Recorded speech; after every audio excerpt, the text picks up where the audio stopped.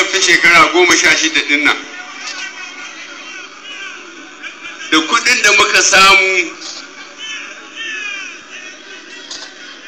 abubuwan da za su ƙara arzikin ƙasa an kasa gyara su kamar sha'anin wuta duk da kudin da aka ce an kashe biliyan na american dollar har 20 biliyan shine dubu sau dubu na miliyan dollar sau 20 amma har yanzu wutar ba ta fi ƙarfin lokacin da pdp ta zo cikin gwamnati ba. Wannan ɓanna sai dai Allah saka ma Najeriya.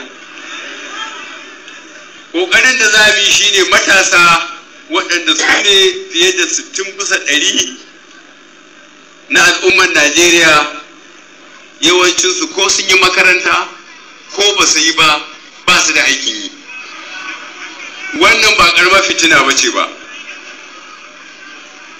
Menene za mu yi wanda zai ƙoƙari ya ba matasa masu ƙarfin jikinsu aiki? Shine mu koma mu gyara noma da kuma sha'anin su a wannan state din, a sa kuɗi sosai a tabbata an taimaka ma al'umma. Sannan kuma ƙananan masu yin sana'o'i a haɗa su da kamfanonin ba da bashi su taimaka musu da jari don su ƙara ƙarfin jarinsu, su ƙara sana'antunsu, a samu ayyuka. Kuma mun yi imani kudin da za mu samu na hana cin hanci da rashawa ba ƙananan kudade ba ne ba. Za mu yi amfani da su mu sake gyara makarantu, a sa kayan aiki, a samu malamai ƙwararru, a samu ilimi mai tasiri. Ba abin da za a ba al'umma fiye da ilimi. Saboda haka za mu tashi tsaye akan wannan. To waɗannan abubuwa guda uku da yadda muke so mu yi maganinsu, da kyautata ma jami'an tsaro da sojoji na ƙasa da na ruwa da na sama da 'yan sanda na ciki da na waje.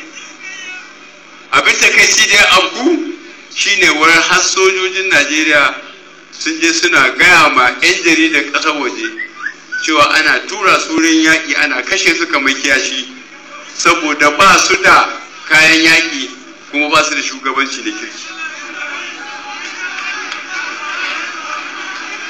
Da yardan Allah, tun da mu mun yi soja ɗin nan, mun yaƙin basasa, shekara wata 30 muka yi muna yaƙi, amma Najeriya a ƙarƙashin General Gawan da kuma marigayi Awolowo yana ministan kuɗi, ba a ci bashin ko sisin kwabo ba.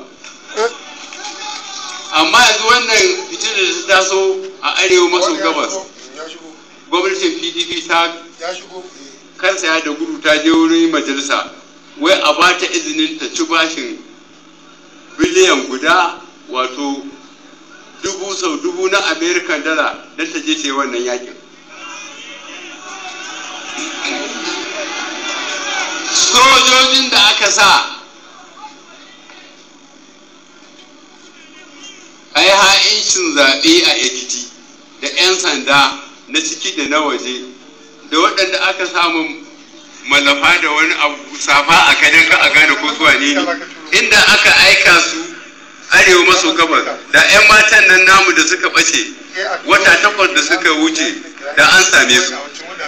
Saboda haka wannan ya nuna gwamnatin PDP ita abin da take so a ce ita take cin zaɓe, ce ta sukuwa a kanmu. To idan kuka kyale ta suka ƙara sukuwa a kanmu ta shekara 4, in kuka gani ba za ku gane ni ba, ni ma ba na gane ku ba.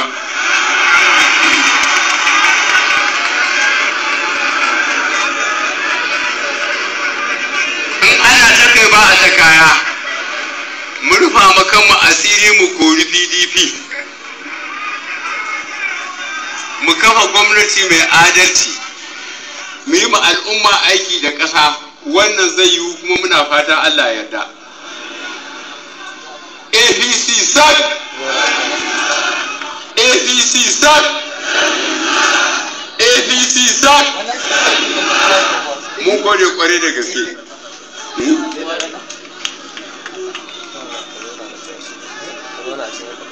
To ai na ba da abun a kunshe ne, an zo an ce sai na sharhi. Abin da nake nufi da APC sak, na samu labarin an ɗauki hotona da hoton wasu 'yan takara a wata jam'iyya. To bayanin da na yi da na bada a kunshe wasu ba su gamsu da shi ba. Abin da nake nufi shi ne duk wanda yake so a zaɓe shi a ƙarƙashin APC yana tare da ni ya dawo APC. Shi ne sak. Wanda baya cikin APC ko ya ɗauki hoto na tsakaninku da shi. APC sak. Kuma da rana gode.